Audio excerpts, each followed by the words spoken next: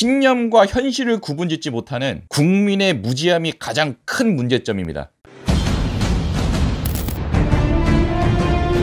자, 여러분 안녕하세요. 신촌홍입니다. 이번 영상은 역사적인 작은 배경 지식을 좀 가지고 현재 우리나라의 실태와 무엇이 닮았는지를 비교해 드려보려고 이렇게 영상을 찍습니다. 자, 일단 뉴스 한 끗 보고 가시죠. 미국 의회조사국 CRS에서 지적한 내용입니다. 문 대통령, 북한과 한미훈련 협의 발언, 미 정책에 반할 수도. 기사 내용을 보시면 문재인 대통령이 한미 군사훈련에 대해 북한과 협의할 수도 있다고 한 것은 미국의 정책에 반할 수도 있다고 미국 의회조사국이 지적했다. 숙임 미국 랜드 연구소 연구원은 RFA의 북한과 한미 군사훈련에 대해 협의하는 것은 적에게 그 적의 도발을 대비한 훈련을 해도 괜찮은지 물어보는 것이라며 그럴 경우 북한이 한미 연합훈련을 해도 괜찮다고 대답하겠느냐고 했다. 여러분은 이 뉴스를 보고 어떤 생각이 드십니까? 이게 말이 되는 일입니까? 북한 무력 도발이나 북한과의 전쟁을 대비해서 하는 훈련을 북한한테 물어보고 한다고? 평소 아침에 먹던 약을 잘못 먹은 거 아니야? 세상에 어떤 나라가 적국을 대비해서 하는 훈련을 적국에게 허락을 받고 하나?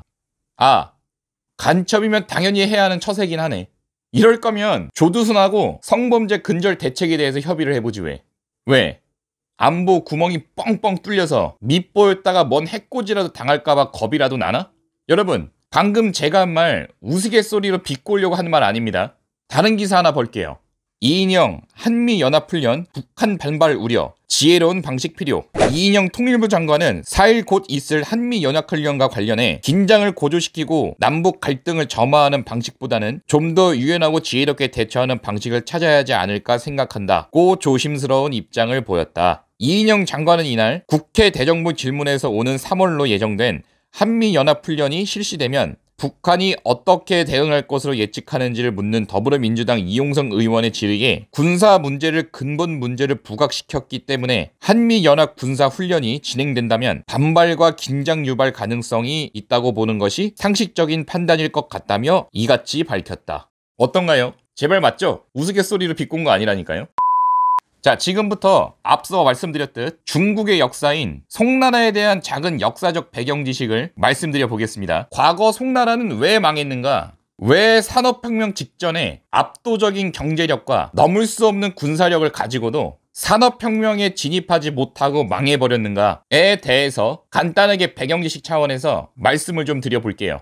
우선 송나라 시대의 북송의 인구는 중국 역사에서 처음으로 1억을 넘겼던 시기였습니다. 덕분에 상비군만 100만 명을 유지했던 나라예요. 당대에 세계에서 어깨를 겨룰 만한 상대가 없는 대국이었습니다. 그 예로 당시 송나라 주변국들의 군사력을 좀 보면 요 나라가 10만, 금나라가 6만이었다고 합니다. 참 재미난 것은 군사력뿐만 아니라 경제력에서도 압도적이었다는 거예요. 송나라의 산업 발전은 당대의 어느 유럽 국가에서도 따라잡기 어려운 수준이었어요. 가령 1078년도에 송나라의 철강 생산량은 12만 5천 톤이었는데 이 생산량이 어느 수준인가 하면 1788년 영국 산업혁명 당시 철강 생산량을 약간 밑도는 수준이라고 합니다. 또한 이렇게 어마어마한 철강 생산량에 걸맞게 철을 단련하는 용광로와 수력 방직기, 화약과 강로, 물시계 등 이 모든 기술들이 송나라 때 발명이 됐고 조선업이나 항해술도 대단히 높은 수준에 도달해 나침반과 수력 터빈을 사용했기도 했답니다.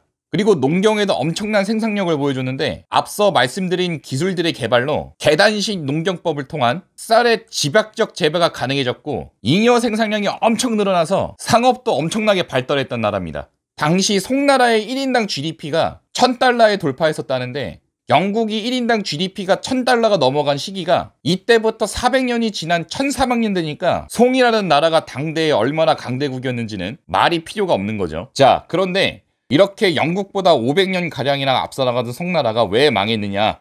원인은 크게 두 가지 원인이 있습니다.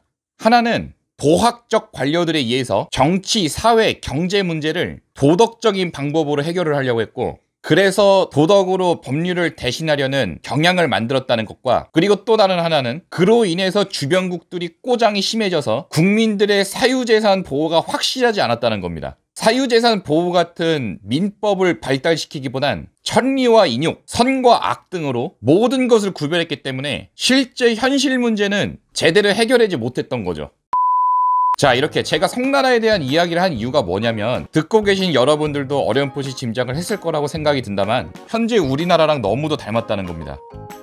송나라의 도학처럼 현재 국가 정책을 만들어 나가는 이 윗대가리들이 포레티컬 컬렉티네스, 도덕적 이상론, PC주의의 발목이 붙잡혀 있다는 얘기입니다. 그런데 이런 걸 잘 이용해 먹는 정권만이 문제가 아닙니다. 거기에 동조하고 공감하는 신념과 현실을 구분짓지 못하는 국민의 무지함이 가장 큰 문제점입니다. 그래서 국민들이 학습하고 사고를 바로 할 수 있는 그런 수준에 도달해야 저 나쁜 놈들이 이런 것들로 선동을 하지 않을 텐데 참 걱정이 많습니다. 그래서 오늘도 저 신천홍은 국민들이 계몽하여 우리나라 대한민국이 좀 더 선진화가 되고 잘 사는 나라가 되길 바라는 마음에 이렇게 영상을 찍게 되었습니다. 자, 그럼 앞으로도 이 신채널 채널에 많은 사랑과 관심 부탁드리며 좋아요와 구독도 부탁드리겠습니다. 이상입니다.